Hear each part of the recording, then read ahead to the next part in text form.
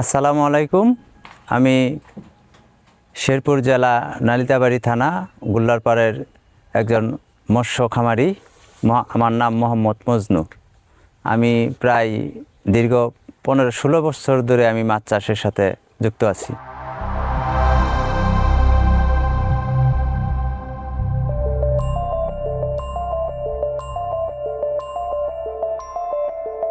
আমি এই এগ্রিগেটের খাদ্য 1 বছর ধরে খাওয়াইতেছি, কিন্তু অন্যান্য কোম্পানির খাদ্যের দাম একটু বেশি, ওর তুলনায় এটার দাম একটু কম এবং মানে অনেক ভালো।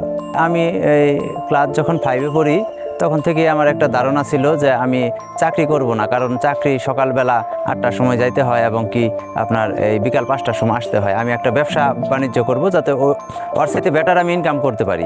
এই জন্য যেহেতু আমাদের মাছ চাষের উপযোগী জায়গা জমি আছে, সেজন্য আমি এই মাছ চাষটাই বেছে নিয়েছি। প্রথম একটা দিয়ে শুরু করছি, তারপরে আস্তে আস্তে এখন আর কি 5-6টা পুকুর আমার হয়েছে।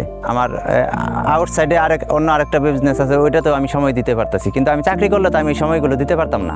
নিজ স্বাধীন নিজস্ব ব্যবসা, আমাদের পুকুরেই আমাদের ইনভেস্ট আছে, এখান থেকেই আমাদের টাকা লাগলে আমরা বিক্রি করি, আমরা টাকা পাই। আমাদের অন্য কোনো ঝামেলা নাই, আমাদের ওই বেতন তোলার কোনো ঝামেলা নাই, আমরা স্বাধীনভাবে করতে পারতেছি। মাছ চাষটা ওরকম কঠিন না, কিন্তু এটা একটু গবেষণার বিষয়। এখানে একটু শ্রম দেওয়া লাগে এবং কি একটু মেধা খাটানো লাগে। এটা মানে রিসার্চের বিষয়। আপনি যত এটা নিয়ে গবেষণা করবেন তত আপনি এটার সাফল্য আপনি পাবেন। এগ্রিগেট আমাদেরকে সাহায্য করতেছে। এগ্রিগেট আমাদেরকে খাদ্য দিতে আছে অন্যান্য কোম্পানি থেকে। আমরা যেহেতু খাদ্য নিয়ে আসলে ওই কিংবা ডিলারের কাছ থেকে আমরা যদি খাদ্য নিয়ে আসি, তাহলে তারা একটা লিমিট ডেট বেঁধে দেয় যে এই ডেটের ভিতরে আপনার মাছ বিক্রি করতে হবে। কিন্তু আমরা এগ্রিগেট থেকে খাদ্য নিয়ে আসার পরে আমরা বাজারে দাম বাড়লে আমরা মাছ বিক্রি করতে পারি। এই সুবিধাটা এগ্রিগেট আমাদেরকে দিতেছে। এই সুবিধাটা বাংলাদেশে অন্য কোনো কোম্পানি দেয় না।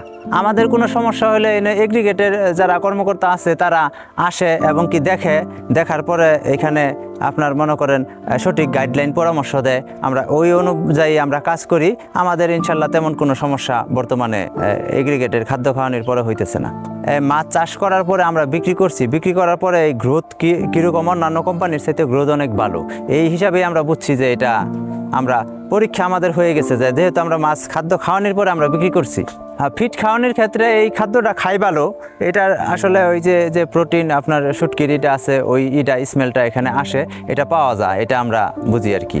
যারা ঢুকতে চায় তারা ঢুকতে পারবে। এখানে অত সময় দেওয়া লাগে না। এখানে আপনার প্রতিদিন সকাল বিকাল ওই আপনার খাদ্য দেওয়া লাগে। এটা যদি তারা নিজেরা দেয়, হয়তো মনে করেন একটা পুকুরে আপনার খাদ্য দিতে গেলে আপনার এই 30 মিনিট 1 ঘন্টা লাগবে। আর মনে করেন আপনার 1 ঘন্টা পরিচর্যা আছে।